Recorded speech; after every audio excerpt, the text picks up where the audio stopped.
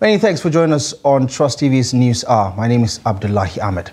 We start in Abuja, where participants and panelists at the annual Daily Trust Dialogue have given President Bola Tinubu's economic reforms a low rating, asserting that the reforms are falling short of public expectations by compounding the economic hardship in the country. The event held in Abuja emphasized the need for leadership at both national and subnational levels to actively seek local solutions to Nigeria's growing challenges through realistic policies driven by robust institutions. Trust TV Shafiu Suleiman has more on the story. The 21st Daily Trust Dialogue, coupled with the presentation of the African of the Year Award, focused on the theme, Tinubu's economic reforms, gainers and losers. Kabir Yusuf, chairman of the Board of Directors Media Trust Group, set the stage for the discussion, addressing contemporary issues such as the war on Gaza and the state of Nigeria's economy under President Bola Tinubu. The socio-economic challenges of this country are mounting, and I think they're even becoming more daunting.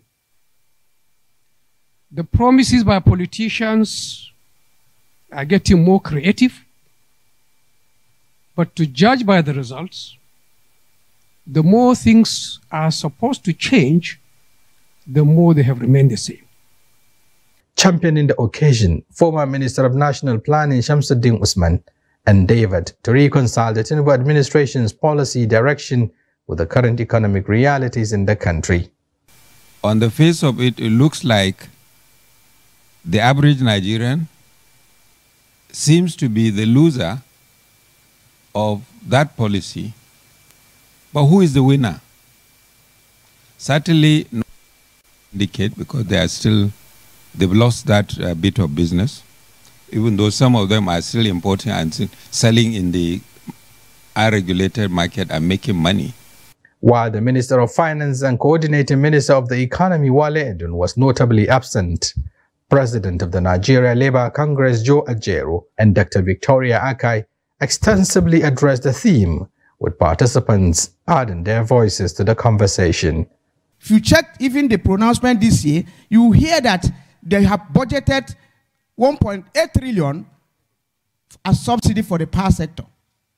Meanwhile, the power sector was privatized at the cost of 400 billion. That was what they sold the then NEPA.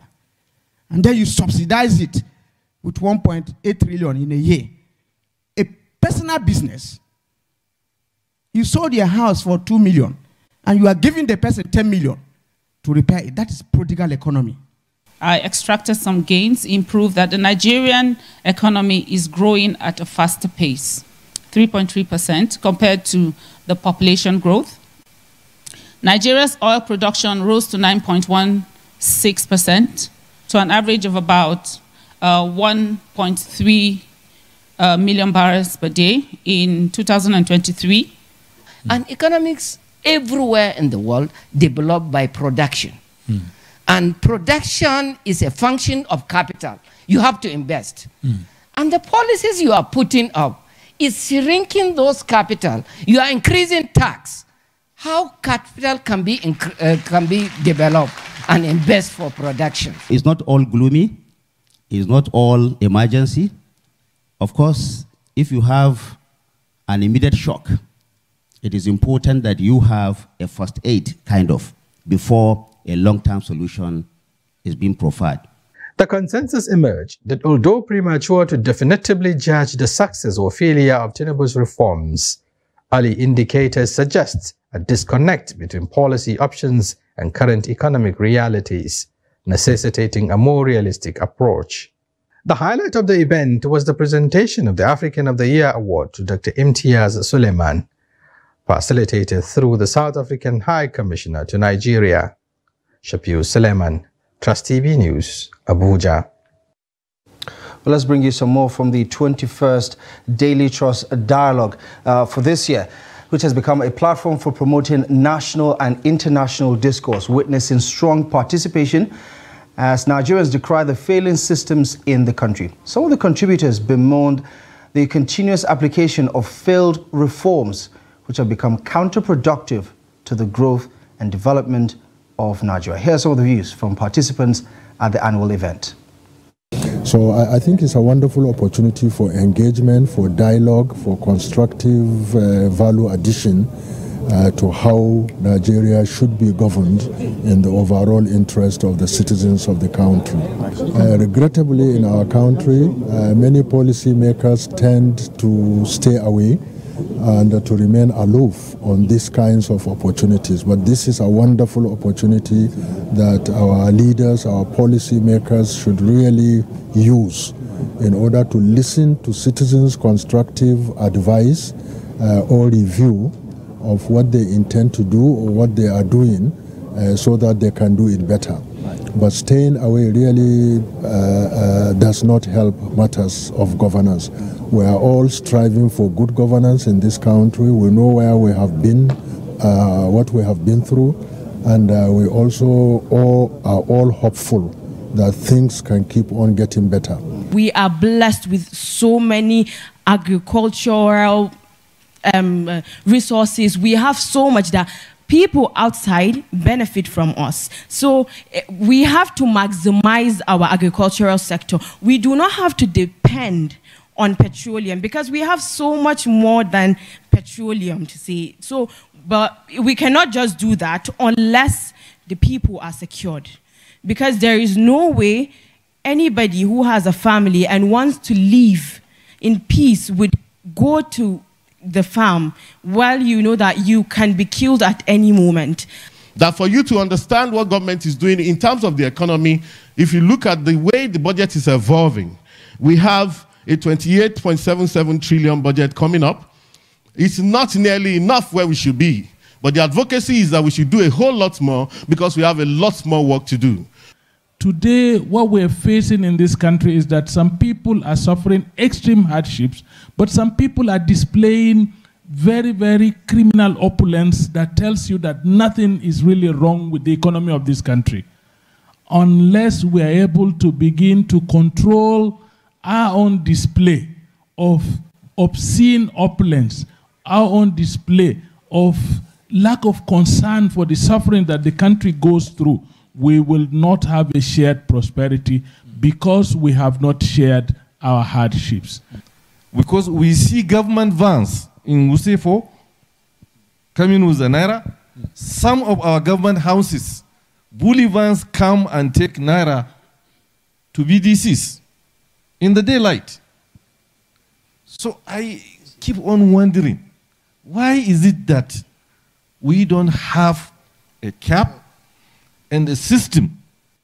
It's 24 years since the restoration of democracy, and this dialogue is 21 years old.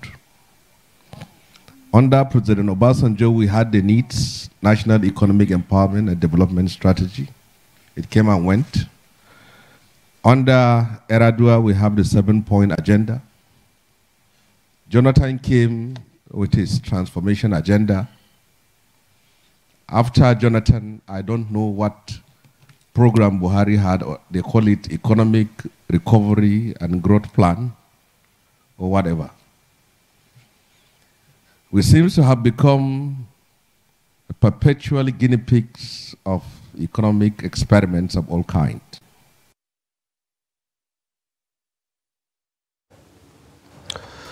Well, the police in Plateau State has arrested 17 suspects in connection to the Christmas Eve attacks in Bokos, Barikiladi, as well as the fresh attacks in Mangu local government area of the state. The crisis erupted in Mangu on Tuesday and Wednesday this week, where many were killed and properties were destroyed. Adu Musa has the latest from Jos. This is the first time since the start of the crisis on Tuesday in Mangu town that the police is coming out to give an update on the situation in the area. Parading the suspect at the headquarters of the State Command, Assistant Inspector General of Police Zone 4, Iboni Eibio, represented by the spokesperson of the command, DSP Alabo Alfred, stated that 9 of the suspects were arrested in connection to the Mangu violence, while 8 were arrested in connection to the Bokos and Barikiladi attacks. The command is grateful to inform you that the situation as of today is under control, and so far 9 suspects, which you will see just now, have been arrested. Exhibits recovered from them include dangerous weapons such as machetes, kegs containing petrol, and other items. The area remains highly secured by security forces, and strict compliance to the curfew is being complied with as we speak.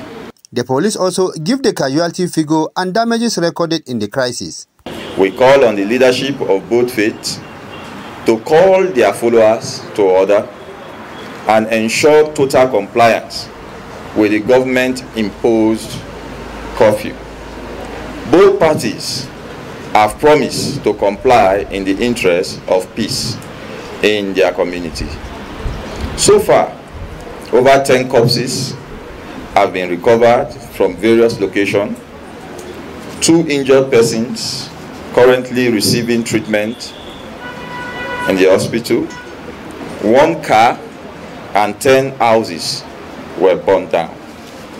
The AIG also said, in order to strengthen the existing security architecture in Mangu local government area and ensure compliance with the curfew imposed by the state government, he had ordered the deployment of additional special intervention personnel to the area, calling on people of the state to remain calm and go about their normal activities. Ado Musa, Trust TV News, Jos.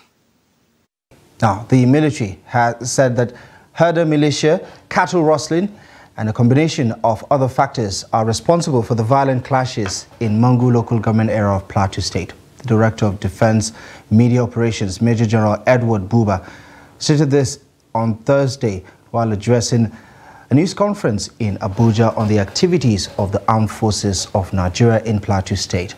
Buba says special forces have been deployed to hotspots across Plateau State to contain the security situation.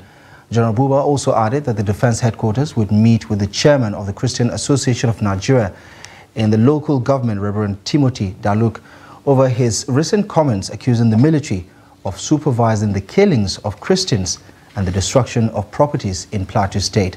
Over 30 persons were killed while several others were injured and many houses burnt when assailants attacked a village in Mangu local government area. 2 other communities on the borders of Mangu and Barikiladi local government areas were also attacked during the same period. Still talking security, the FCT Police Command says it has apprehended a suspected kidnapper at Sauka village in Abuja. The FCT Commissioner of Police, Haruna Garba, disclosed this to journalists while adding that a kidnapped victim was also rescued. The police boss informed that operatives from Ido Division were alerted via a distress call that some assailants driving a black Toyota Corolla fired the tires of a moving vehicle belonging to the victim. According to the police commissioner, Sabo, who was going to his home in Sabon Lugbe, was stopped and bundled into the kidnapper's vehicle, leaving his wife in his vehicle. However, the police traced the suspected abductors, ran after them, and of course rescued the victim. The police commissioner also added that the victim has been admitted to a hospital and is responding to treatments. Garba also noted that there has been no report of kidnapping in the Buhari Area Council of Abuja since the inauguration of the Special Intervention Squad, adding that all routes known to be used by bandits have been discovered, while several arms and ammunition were recovered, including vehicles taken away from victims. Now, a police divisional officer has rejected the sum of 1 million naira bribe offered to him by a suspected bandit after his arrest in a hotel in Kaduna. The arrested bandit reportedly offered the bribe out of the ransom recovered from him by the police at a hotel in Tafa community. According to the Police Command Public Relations Officer, ASP Mansur Hassan, on Thursday, the arrest was made on the 19th of January 2024 after the divisional headquarters received credible intelligence information regarding the presence of the suspect at Easy Way Hotel in Tafa Town. He explains that their operatives, led by the divisional police officer, stormed the hotel and arrested the suspect, aged 28, from Zamfara, and recovered the sum of 2.3 million naira, suspected to be proceeds of ransom. According to him, during the course of the investigation, the suspect admitted to being a kidnapper who operates with his gang around Kagarko Forest in Kaduna. ASP Mansira says the sum of 1 million naira is the suspect's own share, or rather the sum of 2.3 million naira is the suspect's share of a ransom, adding that a check of his mobile number corroborated the suspect's confessions, as pictures of him brandishing an AK-47 rifle in a forest were retrieved.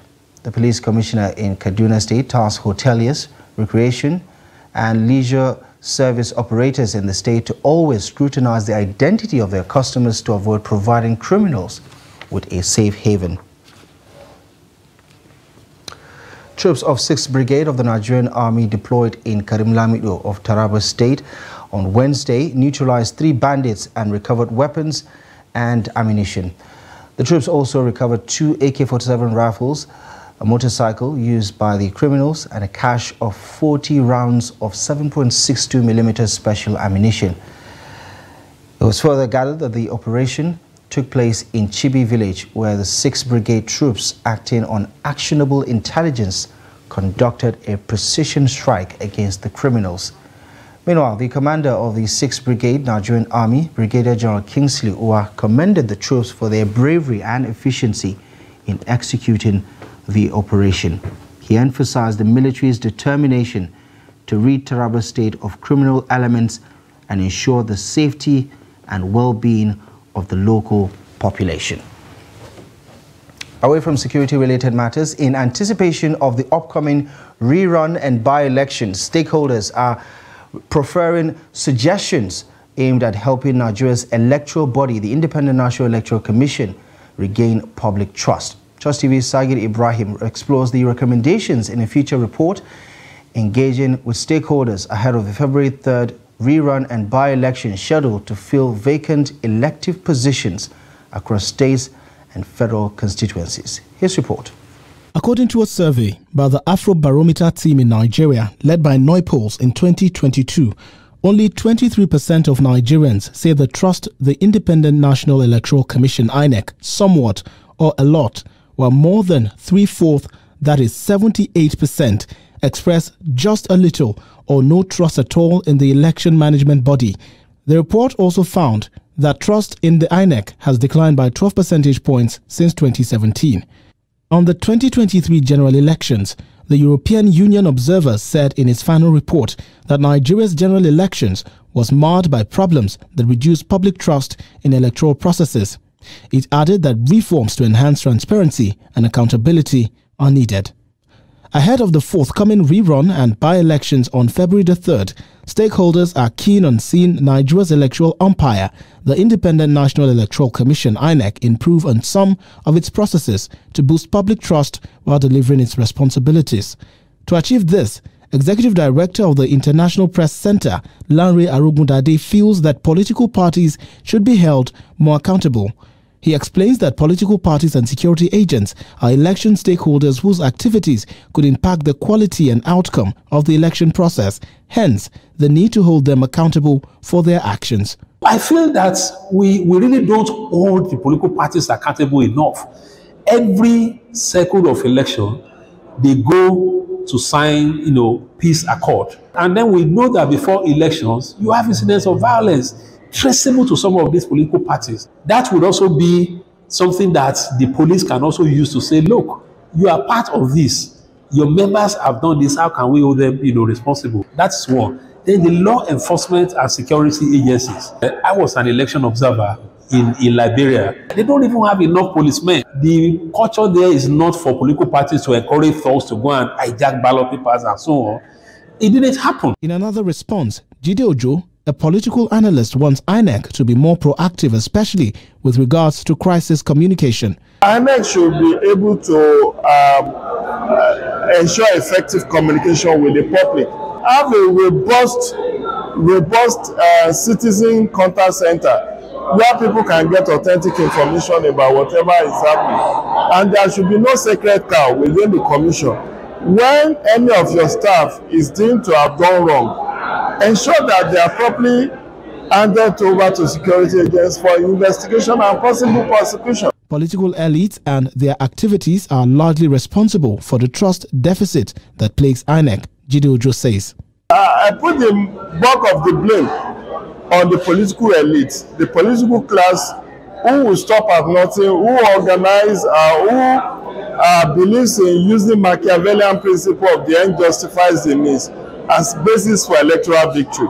And that is what has created this doubt, this cloud of doubt and trust deficit in our system. Speaking at a roundtable on re-examining the role of critical stakeholders in rebuilding trust in the electoral process, the Director of Voter Education and Publicity, Marian Kem, gave updates on infractions committed during the 2023 election. About 19 case files were prepared for the Commission and filed for various jurisdictions of courts in Nigeria. It is worthy to note that out of this, 3 out of these 19 case files have been concluded and convictions secured against them. So the Commission is working, but we do not work alone.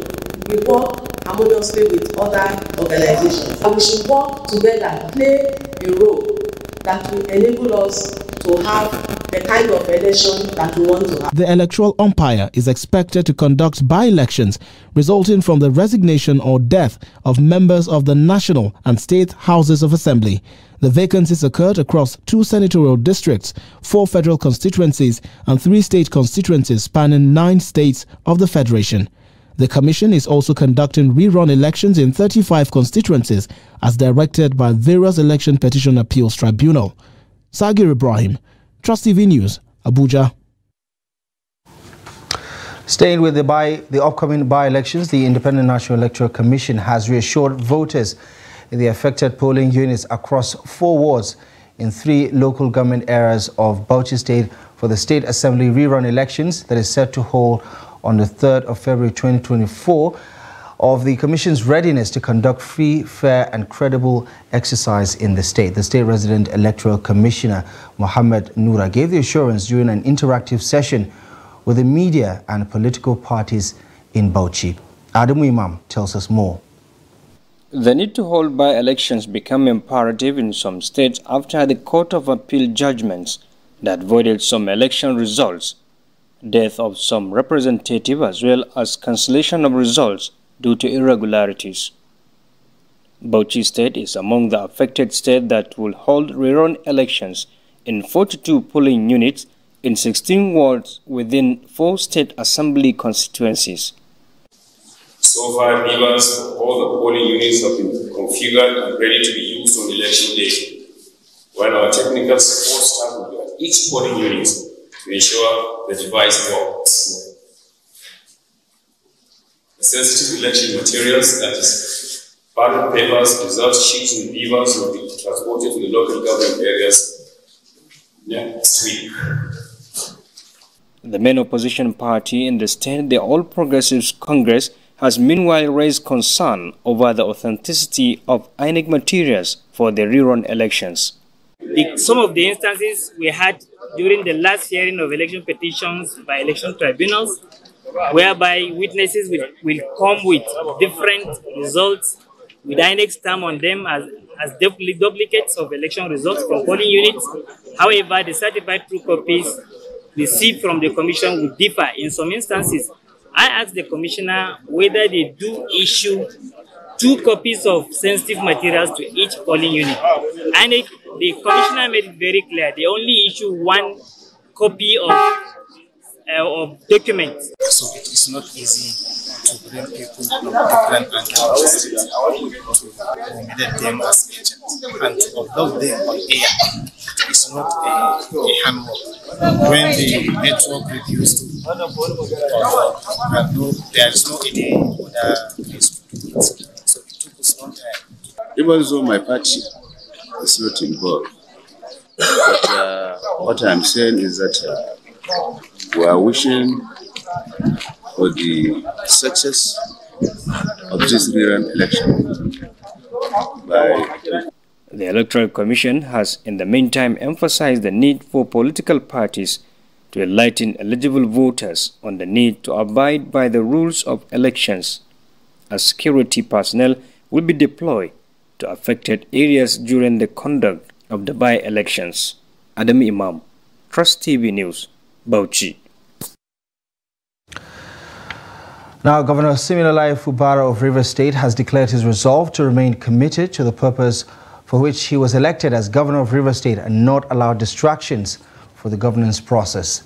Governor Fubara restated his commitment to governance when he addressed newsmen on the heels of the Supreme Court verdict affirming his election victory as Governor of Rivers State. The report.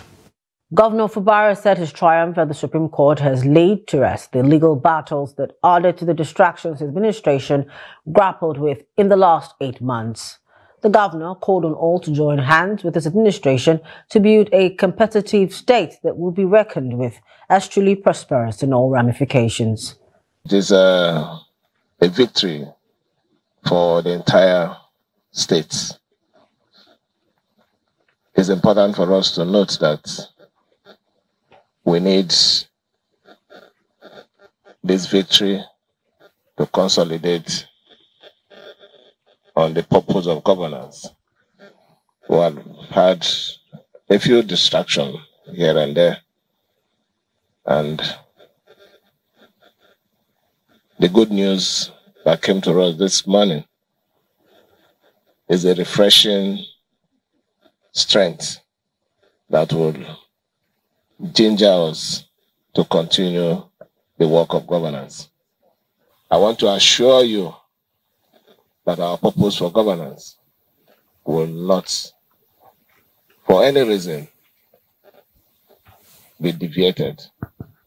We will continue to protect and provide the basic needs of governance to everyone who is doing business and who lives in Rivers State.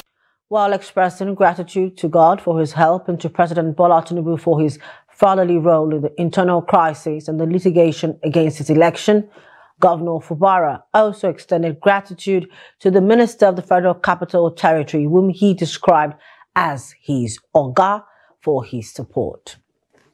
Meanwhile, the governorship candidate of the All Progressives Congress, APC, Tonya Cole, who had filed an appeal against the election of Siminalayi Fubara as Rivers State Governor, has been reacting to the verdict of the Supreme Court. The court, while affirming Fubara as a duly elected governor of Rivers State, held that the appellant did not prove the allegations of non-compliance with the Electoral Act, among others. The court held that the appeal was incompetent and dismissed it. Well, first, this brings us to the end of an election cycle, and I'm grateful to God Almighty for the courage to see it through. Of course, there's disappointment that we did not win because we believe that we had a very, very good case. But that notwithstanding, I want to congratulate all Rivers people for just seeing this through. And at the end of the day, I want to wish the Governor, Siminalayi Fubara, all the best. Governor Fubara has meanwhile acknowledged the need for synergy, collaboration and collective effort in realizing the Rivers State everyone wishes for, and emphasized the importance of fostering an atmosphere of cooperation and understanding among the diverse communities within Rivers State. Staying with developments from Rivers State, Justice Bolaji Olajuwon of the Federal High Court in Abuja on Thursday ordered that the 5 Port Harcourt-based men arraigned by the federal government on terrorism charges be remanded at the Kuje prison facility. The suspects are to remain in prison custody until February 2nd, when their respective bail applications will be determined by the court.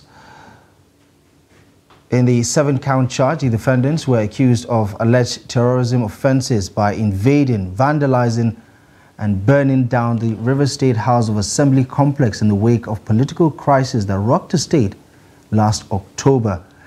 Now, the crisis followed the face-off between Governor Sim Fubara and his predecessor, Nyesom Wike, the minister of the FCT. Besides allegedly burning down the State House of Assembly complex, the suspects were also accused of killing a superintendent of police, Bako Agbashim, and 5 other police informants at Ahuada community of Rivers State.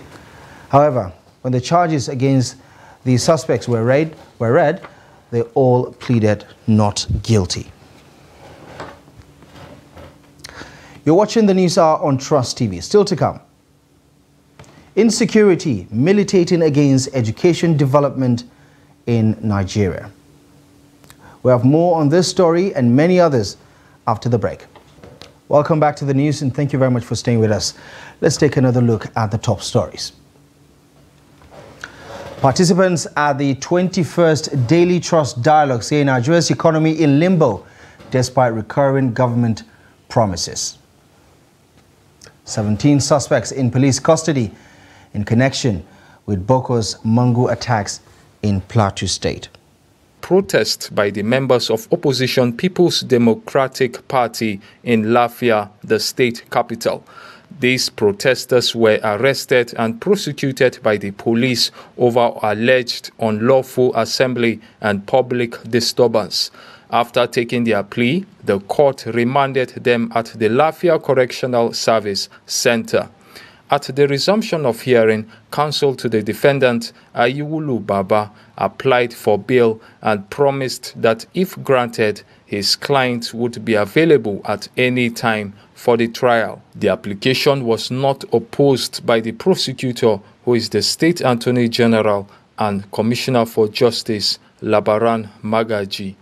Ruling on the bail application, Chief Magistrate Mohammed Lanzi granted them bail on the condition that they must provide a surety who is a director in the state or federal civil service, and a written undertaking that there would be of good conduct during the trial. Counsels to the parties spoke to Trust TV after the court session. The mantra of this administration under His Excellency Engineer Abdullahi A. Sule, that the rule of law will always take the front seat, irrespective of whatever anybody feel about it. So we came to this court, devoid of any sentiment or emotion.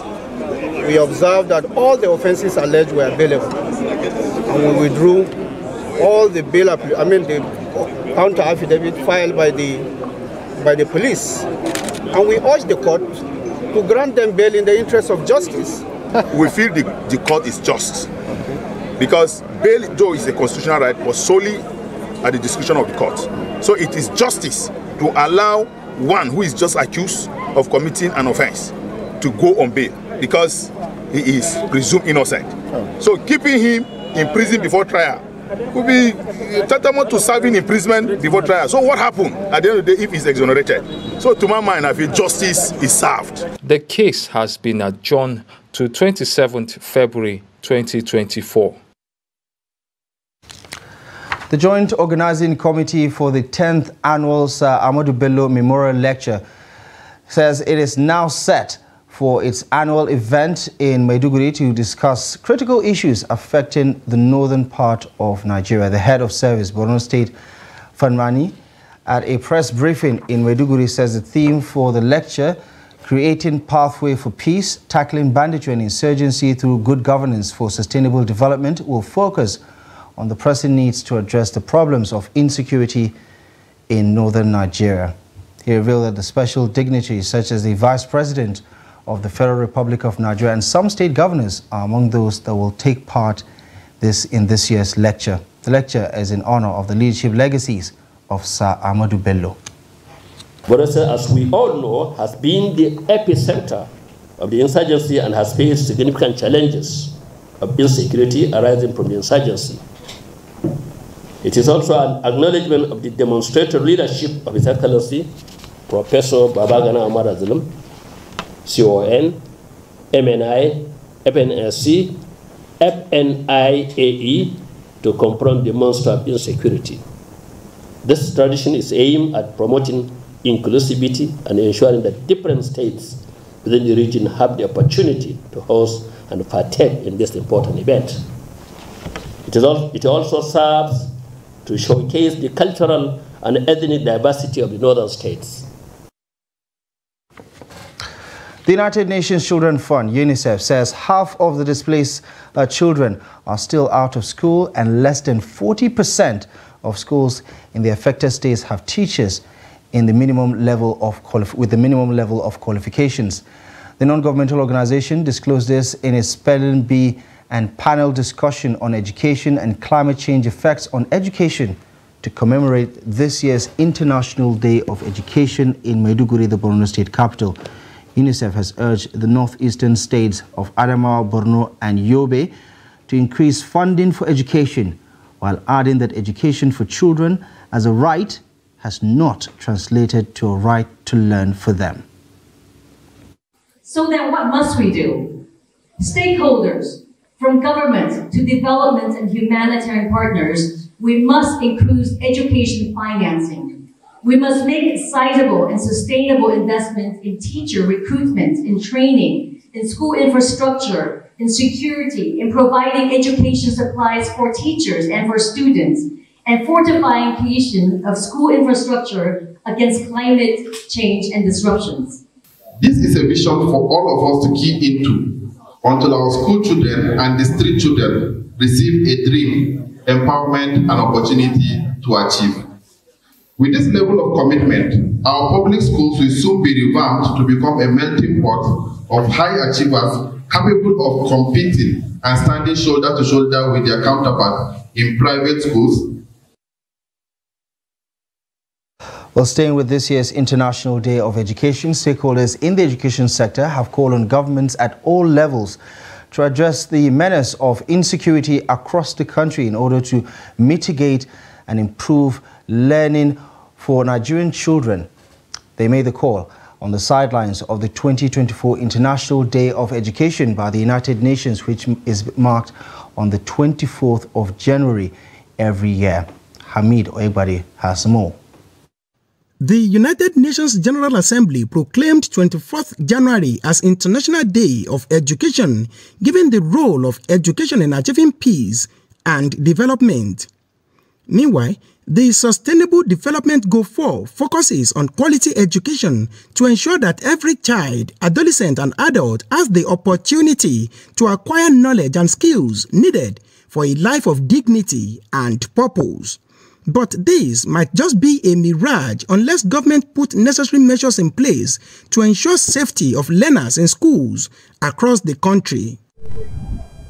Government should provide adequate security for the students, clearing of bushes, fencing the school premises so that to make the school a better place to study. We want government to provide adequate security so that students will not be afraid of going to schools. The national president of National Association of Proprietors of Private Schools of Nigeria, Yomi Otubela, harped on the need for synergy between security agencies and proprietors of both public and private schools in Nigeria to make schools safe and secured. So we had asked all these schools to register their school with this police station and form a relationship where they could share intelligence with the police from time to time, exchange phone numbers of key officers of these police stations and police posts. We also invited security officers to speak and enlighten our members. Osun State government has put various activities in place to ensure that our schools are safe. Part of the measures that we put in place is the presence of Peace Corps in our schools. With the theme, Learning for Lasting Peace, nations commemorate the International Day of Education and work to attain SDG 4 in order to guarantee a better future for the next generation. Hamid Oyegbade, Trust TV News, Osogbo. You're still watching the News Hour on Trust TV. We'll take another break. We'll be back with more news stories in just a moment. Welcome back to the news.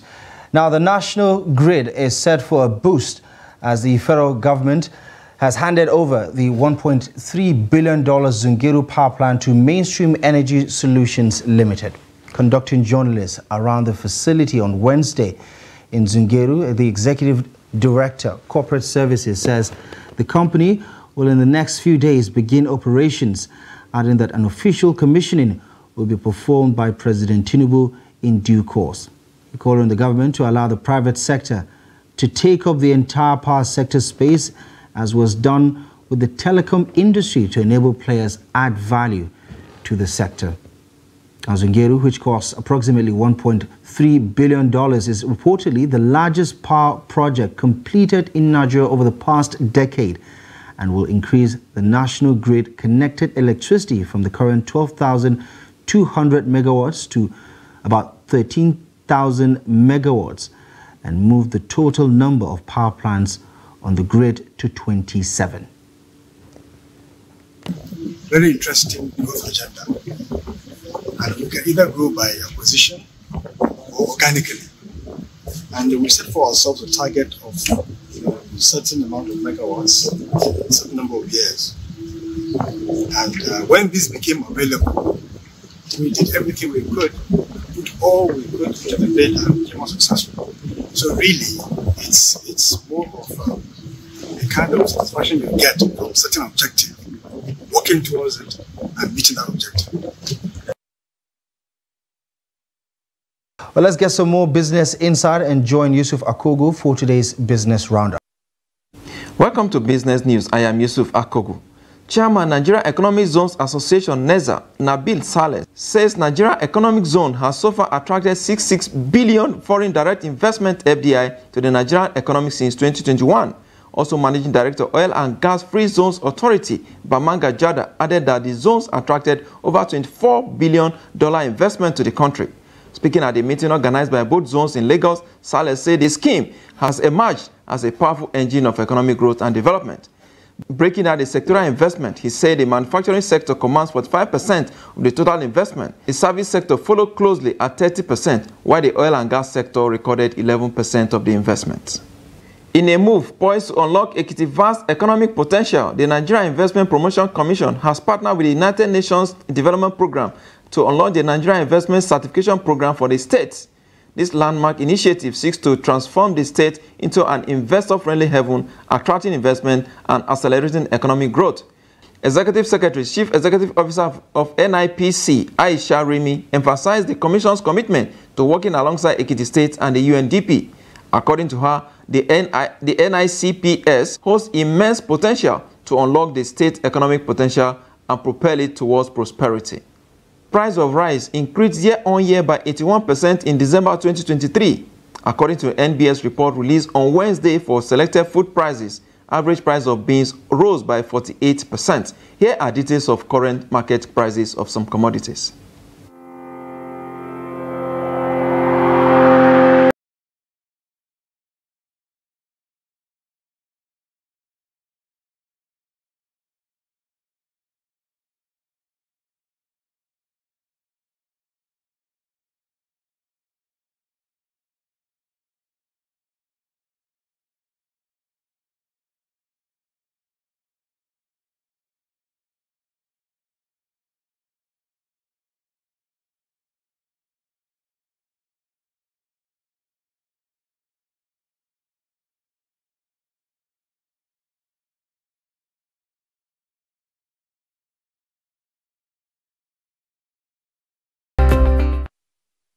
Now to the FX market. Naira falls against dollar on Thursday as CBN vows to deal with forex abuses in fractions, even as it insists that Naira is undervalued. Let's see to these numbers.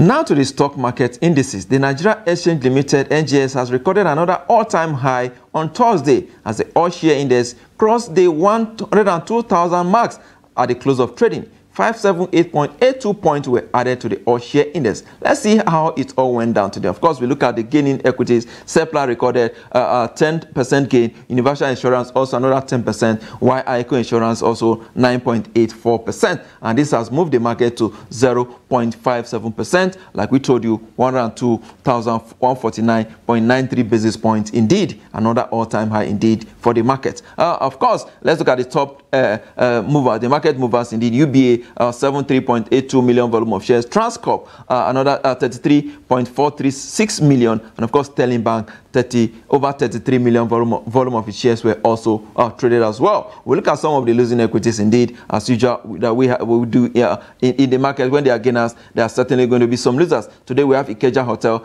9.91%. Honey Flower is also down 9.70%, and of course, Link Assurance down there 8.40%. So the highlight of the stock trading as it went down today on the floor of the Nigerian Stock Exchange. Now we look at the market from Africa and indeed the rest of the world.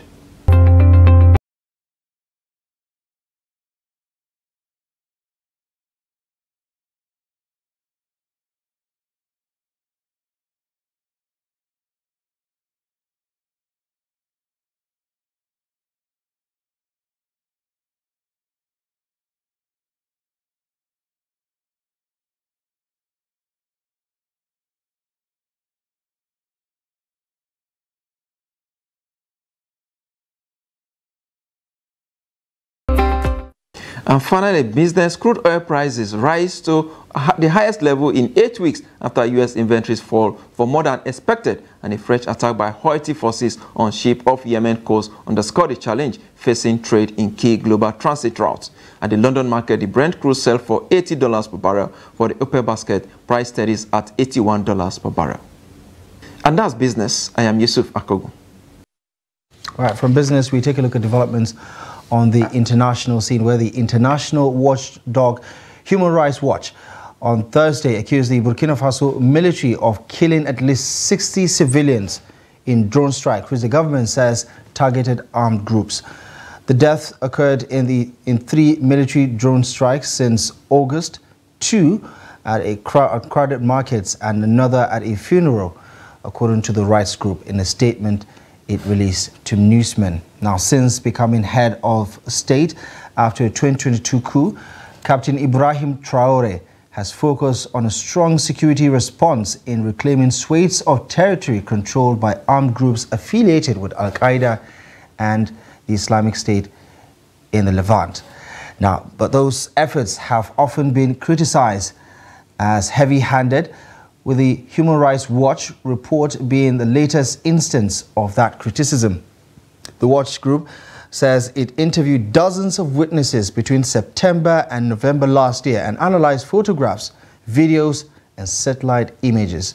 The New York-based group says in its report that the drone strikes, quote, violated laws of war prohibitions against attacks that do not discriminate between civilians and military targets and were apparent war crimes. Well, let's bring you up to date with the latest in sports. Here's Adeni Ajishafe with the latest. The head coach of Nigeria's men's handball team, Rafiu Salami, has praised his players for overcoming Libya by 31-24 goals at the ongoing 2024 African Senior Men's Handball Nations Cup in Egypt. The Golden Arrows had an impressive first-half lead by 14-10 goals, despite being caged by the highly tactical Libyan side. Salami hailed the team for playing with more confidence and dictating the pace of the game for Libya. The former national team player said Nigeria will be ready to face Cameroon in the President's Cup's 9-10 placement match on Friday by 3 p.m.